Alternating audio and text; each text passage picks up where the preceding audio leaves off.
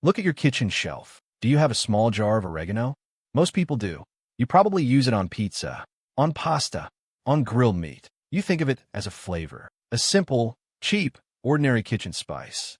But what if I told you that the oil from that plant has been tested in university laboratories against some of the most dangerous bacteria on Earth? Bacteria that our strongest modern antibiotics can no longer stop. MRSA, the hospital superbug that kills thousands of people every year. E. coli, Salmonella, Candida, and in multiple published scientific studies, oregano oil stopped them, not weakened them, not slowed them down, stopped them.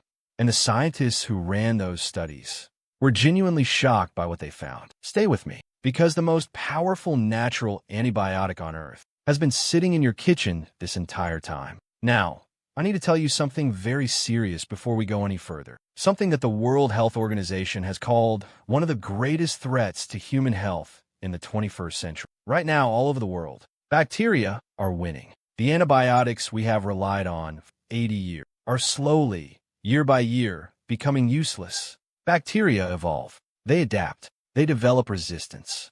And the drugs that saved millions of lives in the 20th century are losing their power in the 21st. Scientists call this the post-antibiotic era, a world where a simple infection, a cut, a chest infection, a urinary tract infection, could once again become fatal. That is not a theory. That is happening right now. And while billions of dollars are being spent looking for the next synthetic antibiotic, a plant that has been used as medicine for over 2,500 years, has been sitting quietly in your spice rack. Comment right now before we go any further. Do you have oregano in your kitchen at this exact moment? Type yes and no or going to buy it now. Because by the end of this video, you will never look at that jar the same way again. Let me take you back 2,500 years to ancient Greece, to the hillsides of the Mediterranean, where wild oregano grew in thick, fragrant carpets across the rocky slope. The ancient Greeks did not call it a spice. They called it Oregano, which means joy of the mountain, and they used it as medicine. Hippocrates, the father of modern medicine himself, used oregano to treat respiratory infections and digestive problems. He prescribed it for chest infections, the same chest infections we now treat with antibiotics. He used it for stomach disorders, the same bacterial stomach infections that send people to hospital today. For 2,500 years, oregano was not just food. It was one of the most important medicinal plants in the Mediterranean world. In ancient Rome, soldiers carried dried oregano on campaigns to treat infected wounds.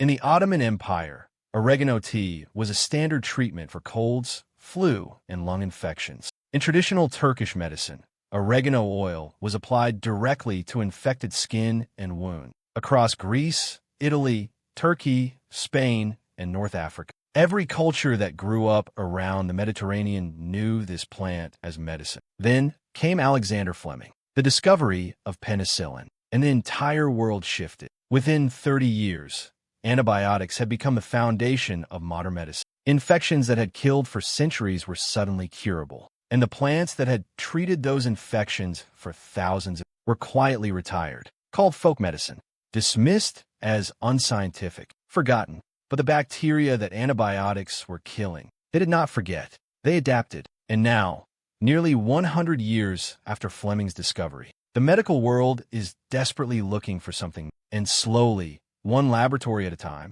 they are finding their way back to the mountain, back to the joy of the mountain, back to oregano. Let me show you the real science.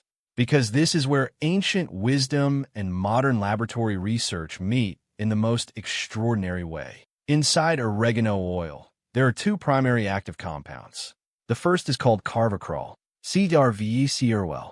This is the most studied natural antimicrobial compound on Earth. The second is called thymol, THYML, also found in thyme, another kitchen herb. Together, these two compounds do something that scientists are still trying to fully understand. They attack bacteria in a way that bacteria find almost impossible to develop resistance. Here is why that is so important. When bacteria encounter a standard antibiotic, the antibiotic typically attacks one specific target inside the bacteria. One mechanism, one pathway. And bacteria, being extraordinarily adaptable, can mutate that one target, protect it, render the antibiotic useless. This is exactly how antibiotic resist, but carvacrol and thymol attack bacteria differently. They attack the bacterial cell membrane itself, the outer wall that holds the bacteria together. They disrupt it, destabilize it, make it leak. The bacteria's internal chemistry spills out, and without its membrane intact, the bacteria cannot function, cannot reproduce, dies.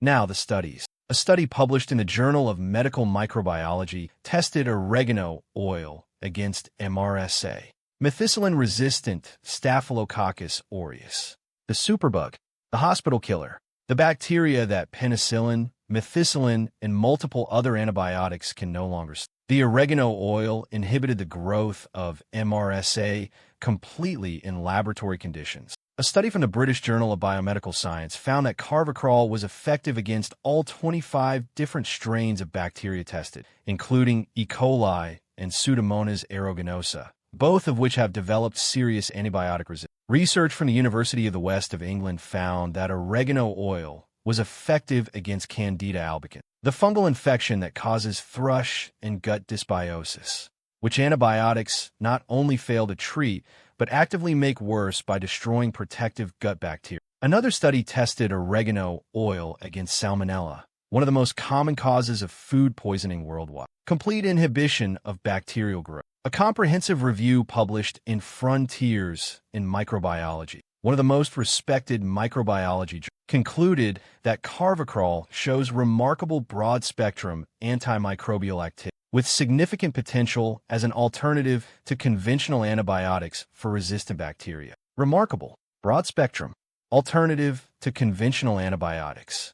Those words, in a peer-reviewed scientific journal, about a spice in your kitchen. Let that land for a moment. Now I'll give you a number. 1.3 million. That is how many people died from antibiotic-resistant infections in a single recent year. More than HIV and malaria combined. And that number is growing. Every single year. The WHO says if nothing changes, by 2050, antibiotic-resistant infections could kill 10 million people per year. 10 million. Every year. And what is the pharmaceutical industry's response? New antibiotics are not profitable enough to develop. Most major pharmaceutical companies have abandoned antibiotic research entirely because antibiotics are taken for 7 to 14 days and then you're done. Unlike blood pressure medication, or diabetes medication, or cholesterol medication, which you take every day for the rest of your life. One-time cures are bad for business. So the antibiotic pipeline is drying up, and the resistance crisis is accelerating. And in the middle of all of this, there's a compound called carvacrol, tested against MRSA, against E. coli, against resistant bacteria in laboratory after laboratory, in a plant that costs almost nothing, that has been used as medicine for 2,500 years, that is sitting in your kitchen right now. And the pharmaceutical industry has almost zero financial interest in developing it, because they cannot patent a plant that grows wild on Mediterranean hillside. Now you understand the problem, and now you understand why the solution was never brought to you. Now let me give you the practical guide. How do you actually use oregano oil? What form? What dose? What for? Let me walk you through this clearly. First, an important distinction. There is a difference between dried oregano in your kitchen and oregano essential oil, and oregano oil for internal use. Dried kitchen oregano has mild antimicrobial properties when eaten regularly. Oregano essential oil, the kind used in aromatherapy, is highly concentrated and not for internal use. Do not swallow it. What you want for health benefits is oil of oregano, sometimes labeled as oregano oil supplement or oregano oil with carvacrol. This is a diluted extract, typically in olive oil, standardized for carvacrol content. Look for products with at least 70% carvacrol content. That percentage tells you the concentration of the active compound. Method 1. Oil of oregano drops. This is the traditional and most flexible method. 2 to 4 drops of oil of oregano in a small glass of water or orange juice. The orange juice helps with the strong, intense taste, which is very powerful. Take it 2 to 3 times per day, always with food. Never take it on an empty stomach. It is strong enough to cause stomach upset without food. This method is best for acute use, when you feel an infection coming on, or during periods of high immune stress. Method 2. Oil of oregano capsules. The most convenient method for regular use. Capsules with standardized carvacrol content, 200 to 400 milligrams per capsule. One capsule twice daily with meals. This is the easiest option for people who cannot handle the strong taste of the drops. Method 3. Oregano tea from dried herb. This is the gentlest method, using dried oregano leaves from your kitchen. 1 teaspoon of dried oregano in hot water. Steep for 10 minutes. Strain. Drink. 1 to 2 cups per day. This is not as concentrated as the oil, but provides a regular, gentle antimicrobial support. Perfect as a daily habit for general immune maintenance. Method 4. Topical application for skin infections. Oil of oregano diluted in a carrier oil, like coconut or olive oil, can be applied to skin infections, fungal nail infections, and minor wounds. Always dilute. Never apply undiluted oregano oil directly to skin. It will burn. Mix 2 drops of oil of oregano with 1 teaspoon of coconut oil. Apply to the affected area twice daily. Now, the critical warnings. Number 1. Oregano oil is extremely powerful. It is not for long-term daily use. Use it in cycles, 2 to 3 weeks on, 2 weeks off. Using it continuously long-term can disturb your gut bacteria, the same way antibiotics can. Number 2. Because oregano oil can affect gut bacteria, always take a good probiotic during and after any course of oregano. This protects your beneficial bacteria while the oregano targets the harmful one. Number 3. If you're pregnant, do not use oregano oil supplement. Oregano in cooking amounts is fine, but concentrated oil is not safe during pregnancy. Number 4. If you're allergic to plants in the Lamiaceae family, basil, lavender, mint, sage, thyme, you may react to oregano oil. Start with a very small amount and watch carefully. Number 5. Oregano oil can interact with blood-thinning medications. If you're on warfarin or similar drugs, speak to your doctor first. Used correctly in cycles with probiotics.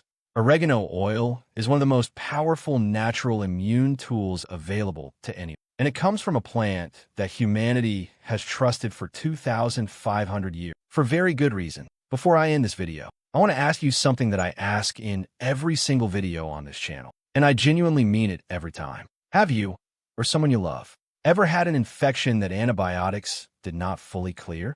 An infection that came back after the course of antibiotics, a recurring chest infection, a stubborn urinary tract infection, a skin infection that just would not heal. Go to the comments right now and tell me. Type kitchen spice if you're genuinely shocked that oregano can do this. Type trying IT if you're going to get oregano oil this. Type already use IT if you already knew about this and have been using it. And type antibiotic story if you have had a personal experience with antibiotic resistance, an infection that was hard to treat, that took multiple rounds of antibiotics, or that antibiotics simply could not clear. I read every comment, and I want to understand how many people watching this channel have already felt the reality of what antibiotic resistance means, and because this is not a distant future problem. For many of you, it is already here, and the answer may be growing in your spice rack. 2,500 years ago, Hippocrates looked at this plant growing on a Greek hillside